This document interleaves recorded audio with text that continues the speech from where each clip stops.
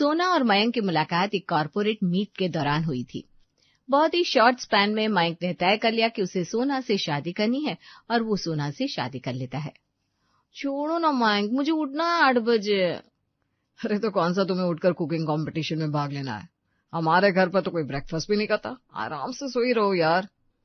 ताकि आपकी माताजी को मुझे फिर से 4 बातें सुनाने का मौका मिल जाए। तुम्हें पता है ना, वो हमारी शादी से बिल्कुल भी खुश नहीं है। 24 घंटे मम्मी जी कोई ना कोई बहाने ढूंढती रहती है मेरे कामों में कमी निकालने की, और ऐसे में मैं सामने से कमी निकालने का मौका दे दूं ना, फिर तो मैं सीधा अपने मायके में ही मिलूंगी। ऐसी बात है तो फिर मैं घर जमाई बन जाऊंगा। ये बात तो अच्छे से तुम भी जानती हो सोना। मयंक अपने बढ़ाए हुए कदम को पीछे नहीं लेता, और अगर बात तुम पर आ गई तो फिर मैं किसी की नहीं सुनूंगा। अरे मेरे प्राण नाथ, चुप ही हो जाओ।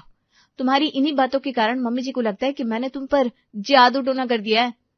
सोना फौरन बाथरूम में जाती है और 5 मिनट के अंदर नहा धोकर साड़ी पहनकर सीधा किचन में चली जाती है। क्या करने? चेयर लगाकर बैठने। ए सोना, की करछिस? करम फोड़ चीड़। तुम समझा नहीं, हम पूछ रहा है तुम क्या कर रहे किचन में बैठकर? हम समझ गया, इसीलिए बोल रहा है कुसुमिता कि हम अपना करम फोड़ रहा है। सुबह सुबह ऐसा अपशगुन ना बोलते। क्या हो गया हमको बोलो, हम तुम्हारा फ्रेंड है। मेरा दुख तुम नहीं समझोगी। तुम अपनी सास के साथ नहीं रहती ना, झाड़ू पोछा बर्तन कपड़े हर काम के लिए मेरे घर में नौकर है, तो कुछ करना पड़ता नहीं मुझे, बस खाना बनाने की ड्यूटी है। उस पे भी यहाँ कोई नाश्ता करता नहीं तो उसकी भी टेंशन है नहीं।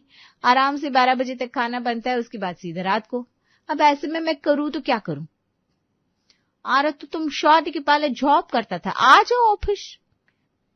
कुसुमिता की बात सुनकर सोना का ध्यान कुछ दिनों पहले हुए एक इंसिडेंट पर चला जाता है। आशीर्वाद दीजिए मम्मी जी, शादी के बाद मैं फिर से अपना काम स्टार्ट करने जा रही हूँ।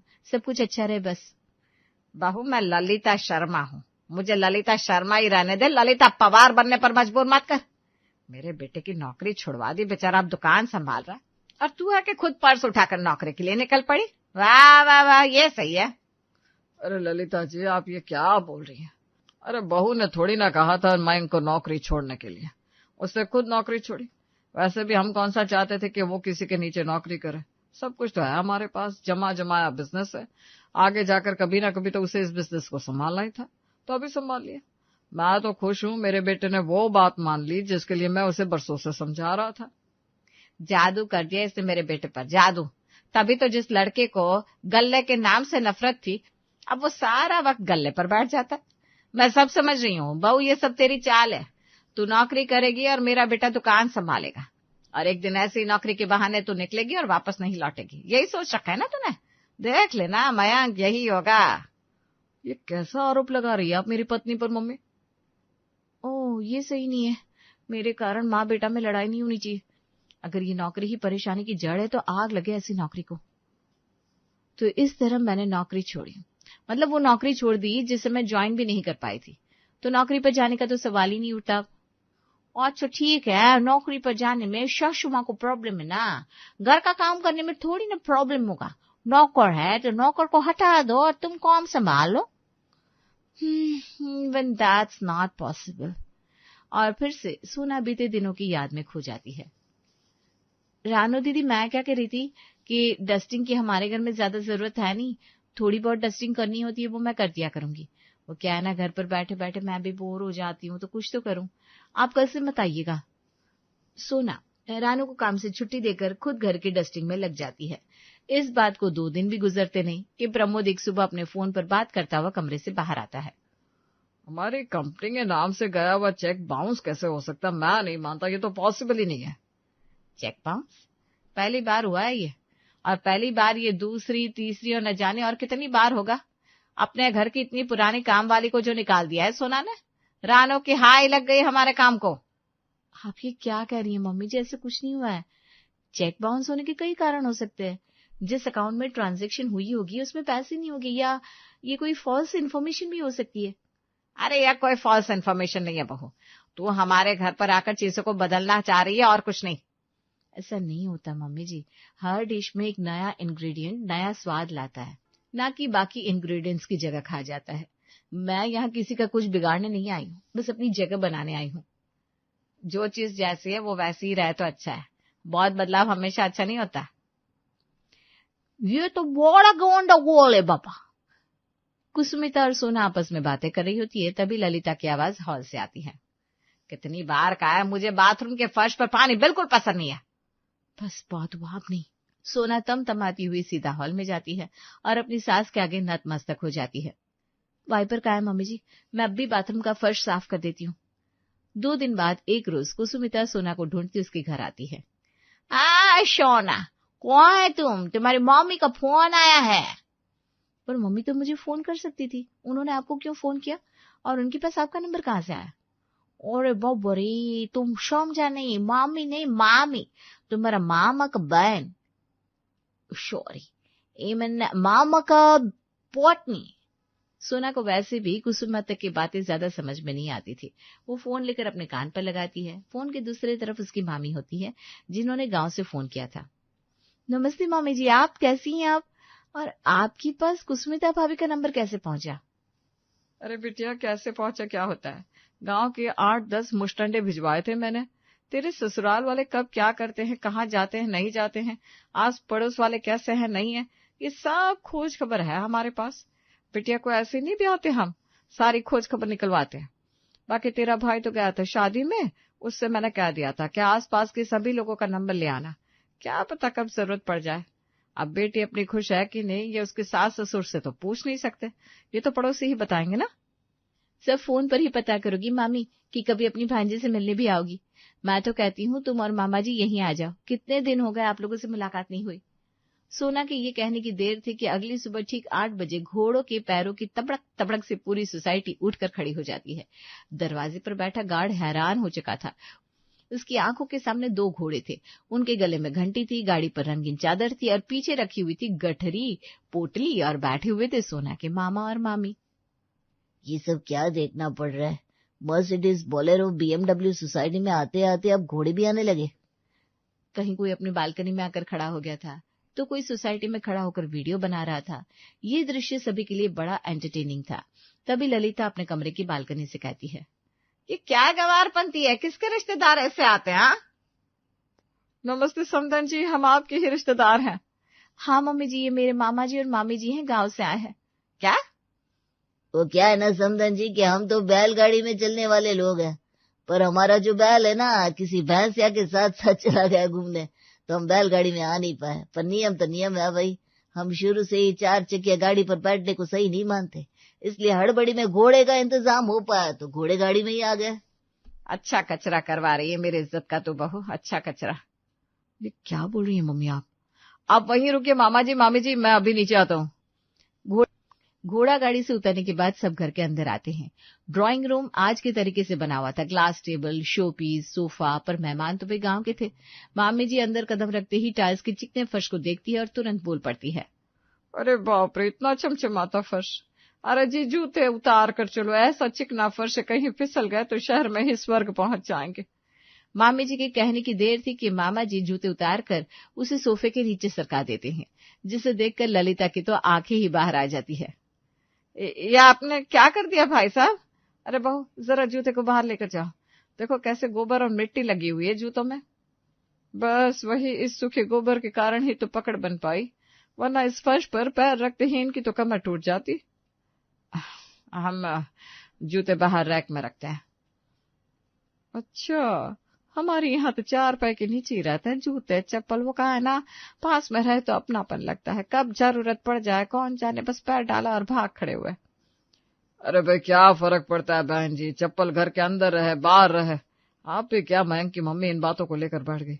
नाश्ते पानी का तो पूछे मेहमानों को, पहली बार घर आए सोना के मामा मामी। सोना फौरन किचन में जाती है और जोर जोर से हंसना शुरू कर देती है। सोफे के नीचे जूते, ये सही था, मम्मी जी को बदलाव पसंद नहीं आ रहा था। मेरे मामा मामी भी बदलने वालों में से है, नहीं खूब जमेगी दोनों की। सोना रसोई में पूरी सब्जी की तैयारी करने कढ़ाई चढ़ा देती है। बताओ, जहाँ मेहमान बैठते हैं वहीं पीछे रसोई है, सब कुछ तो साफ साफ दिख रहा है। रसोई कम से कम इतनी दूरी पर होनी चाहिए कि खाने की खुशबू के अलावा कुछ भी बाहर ना आए। 12,000 स्क्वायर फीट का फ्लैट है हमारा, इसमें किचन इससे ज्यादा दूर तो बनाया नहीं जा सकता था। तो फिर क्या फायदा, पहले तो ऐसा नहीं था, पहले तो रसोई के अंदर की बातें कभी बाहर तक आती ही नहीं थी, पर खाना ढक कर रखा जाता था। और यहाँ देखिए बैठे बैठे दिख रहा है कि सोना बिटिया पूरी और सब्जी की तैयारी कर रही है। इतना बदलाव अच्छा ना है। मैं अभी एक पर्दा निकाल कर रसोई के दरवाजे पर लगा देती हूँ। ये कहते हुए मामी जी ग्लास टेबल पर ठप करके गठरी रख देती है और टेबल हल्का सा कटक जाता है। गया मेरा इतना महंगा टेबल गया। ये शीशे का है बहन जी, ऐसे टेबल पर गठरी नहीं रखते। इसमें क्या लोहा पत्थर लेकर आई आप? ये शीशे का है? बताइए, मुझे तो लगा पारदर्शी पत्थर है। चलो वैसे जो भी हुआ अच्छा हुआ। हमारे यहाँ तो शादी ब्याह में हल्के से शीशे को चटकाया जाता है, इसे ना शुभ मानते हैं। मतलब हमारे आने से आपका फायदा होने वाला है समधन जी।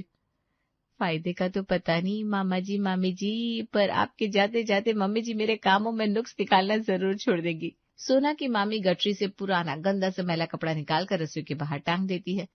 पर ये तो अभी शुरुआत ही थी। शाम के वक्त ललिता रसोई में जा रही थी, उसके पीछे पीछे सोना भी रसोई में चली जाती है। किचन में चमचमाते जार, चिमनी, माइक्रोवेव, फ्रिज सभी को मामी जी निहारे जा रही थी। वो आगे बढ़कर गैस को देखती है। ये चूल्हा बिना फूंक मारे जल जाता है क्या? हाँ, ऑटोमेटिक है। नहीं, पर ऑटो से लाए थे आप इसे या ट्रैक्टर से? मुझे क्या, माचिस कहाँ है? मामी पूजा रूम में जाती है और वहां से एक माचिस उठाकर लाती है और जैसे ही तिल्ली को जलाती है ललिता के हाथ पैर कांप जाते हैं। अरे बहन जी आप ये क्या कर रही हैं? सिर्फ नॉब घुमाने से चूल्हा स्टार्ट हो जाता है यहाँ। ठीक है भाई, तो उसमें हड़बड़ा क्यों रही आप? अगले ही पल मामी जी सरसों का तेल पैन में डाल देती है। अरे ये क्या, हमारे यहाँ सरसों का तेल नहीं चलता, रिफाइंड यूज करते हैं हम। अरे बहन जी तेल तो तेल होता है। अब पेट थोड़ी न जानता है कि वो शहर में है या गांव में। आप मुझे नाश्ता बनाने को दीजिए, फिर कहिएगा। ललिता दांत पीसती हुई सोना के पास चली जाती है। अरे कैसे रिश्तेदार है तुम्हारे बहू, कोई एडजस्ट करना ही नहीं चाहता। वो सरसों तेल रानो लेकर आई थी अपने घुटनों पर लगाने के लिए, उसे पैन में डाल दिया तुम्हारी मामी ने। अगर किसी के घर आए हो तो जरा एडजस्ट तो करना पड़ेगा ना। कई लोगों को बदलाव पसंद नहीं होता मम्मी जी, उन्हें शुरू से लेकर अंत तक सब कुछ वैसा ही चाहिए होता है जैसे उन्होंने देखा होता है। अच्छा ऐसी बात है तो बचपन में तेरी मामी दोनों हाथ और दोनों पैर पर चलती थी, अभी बोलना उसे वैसे चलने को। अरे समय के साथ बदलाव को अपनाना ही पड़ता है, नहीं तो फिर मैनेज नहीं होता। कमरे से आती आवाज को सुनकर बाहर हॉल में बैठे मामा जी कहते हैं, हम तो बदलाव के हिसाब से बदल जाएंगे, आप बदल पाएंगे कि नहीं समधन जी, ये बताइए। मैंने कुछ नहीं कहा मम्मी जी, वो कह रहे हैं, मतलब मामू कह रहे हैं। वैसे आपने मुझे 4 बातें सुना दी, पर अच्छा लगा आपके मुंह से बहू सुनकर। कम से कम आप मुझे अपनी बहू तो मानती है। पर मामा जी मामी जी के बहाने आज हमारे घर पर नाश्ता तो बन गया। अब क्योंकि हमारे घर में नाश्ता नहीं बनता था तो कोई इतनी जल्दी उठ जाए तो उसे नाश्ता भी नहीं मिलता था। कुछ तो बदलाव हुआ। बदलाव इज गुड ना मम्मी जी। इसी तरह रात होती दिखती है। सोना अपने मामा मामी के लिए गेस्ट रूम तैयार कर देती है। नए बेडशीट, तकिए, रजाई सब कुछ परफेक्ट था। चलिए मामी जी, कमरा तैयार है। सोना के पीछे पीछे उसके मामा जी मामी जी कमरे में जाते हैं और उनके पीछे पूरा घर। मामी जी कमरे में कदम रखते ही चारों तरफ देखती हैं, फिर बेड को उंगली से दबाकर बोलती है, अरे बाप रे, इतना ऊंचा पलंग।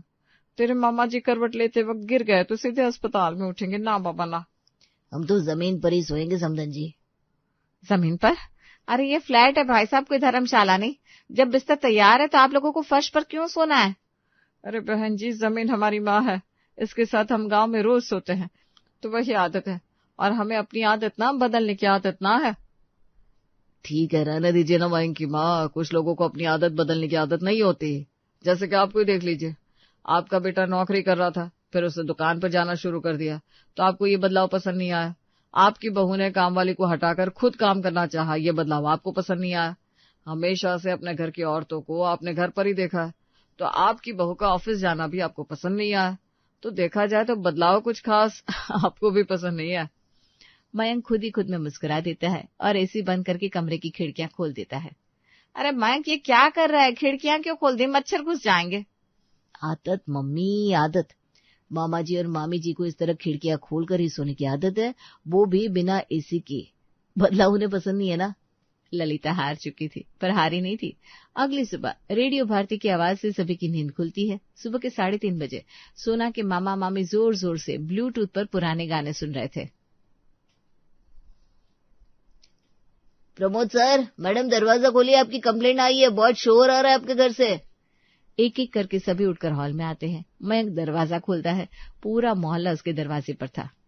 ये सब क्या है मयंक जी, बच्चों के एग्जाम चल रहे हैं, अब वो भी सोए नहीं क्या? ऐसी क्या आशिक है जो रात के 3 बजे आपको इस हाई वॉल्यूम में गाना सुनना पड़ रहा है? और हटो, मेरी माँ को माइग्रेन की प्रॉब्लम में इतनी मुश्किल से सोई थी, वो तुम्हारे इस बाजे से उठ गई। केस कर दूंगा, कह दे रहा हूँ। अरे रुक जाओ, देखो मयंक गाना नहीं बजा रहा था, ऐसे गुस्सा नहीं होते, ये सोसाइटी है, लोगों का मूड बदलता रहता है, थोड़ा तो एडजस्ट करके चलना पड़ेगा ना। अब तो रहने ही दीजिए आंटी जी, आपको तो अपनी बहू बर्दाश्त नहीं होती, आप उसके साथ एडजस्ट नहीं करना चाह रही है, तो आपके घर से आती आवाज के कारण अपनी नींद के साथ हम क्यों कॉम्प्रोमाइज करें? तमाची, आप दरवाजे से हटिए। जानता नहीं है ये किसके आगे बोल रहा है, एक हाथ मारूंगी ना सोसाइटी के बाहर जाकर गिरेगा। किसी की सुनने की आदत नहीं है मैं। तो डालनी पड़ेगी, अपनी गलती हो तो मानना चाहिए बहन जी। जो गलती मैंने की, आपसे विनती करती हूँ, वो गलती आप तो मत कीजिए। मुझे माफ कर दे बहू, सही बात है, कोई क्यों कहीं कॉम्प्रोमाइज करे, और मैं कैसे चाह सकती हूँ कि कोई कॉम्प्रोमाइज करे, जबकि मैं अपनी बहू के साथ कॉम्प्रोमाइज करने को तैयार नहीं हूँ। लक्ष्मी है बेटा, तू लक्ष्मी है, कितना काम करना चाहती है, मुझे खुश रखना चाहती है, और मैं हूं कि। ललिता को अपनी गलती का एहसास हो जाता है और वो उसके काम में नुक्स निकालना बंद कर देती है।